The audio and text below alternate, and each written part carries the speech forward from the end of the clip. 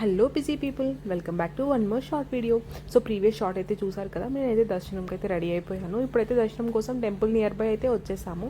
మా రూమ్ అనేది చాలా పక్కనే ఉంటుంది, అంటే నియర్ బై ఒక 2 to 3 minutes వాక్ అయితే ఉంటుంది. బట్ దర్శనం క్యూ అయితే చాలా లాంగ్లో ఉండింది.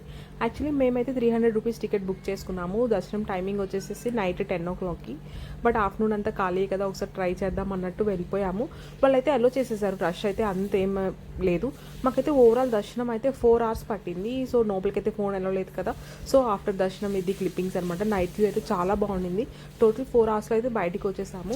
మెయిన్ ఏంటంటే ఇవాళ గురువారం అనమాట. సో గురువారం కూడా మనకి వెంకటేశ్వర స్వామి డిఫరెంట్, అంటే ప్రతిరోజు అలంకరణతో కనిపిస్తారు.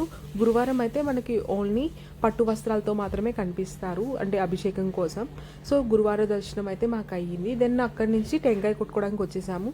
సో టెంకాయ కొట్టేసేసి, ఇదేంటంటే మీకు వ్యూ టెంపుల్ ఆపోజిట్లోనే ఉంటుంది, కొంచెం హైట్లో. ఇక్కడ టెంకాయ కొట్టేసుకొని దాని పక్కనే షాపింగ్ కాంప్లెక్స్ అయితే ఉంటుంది.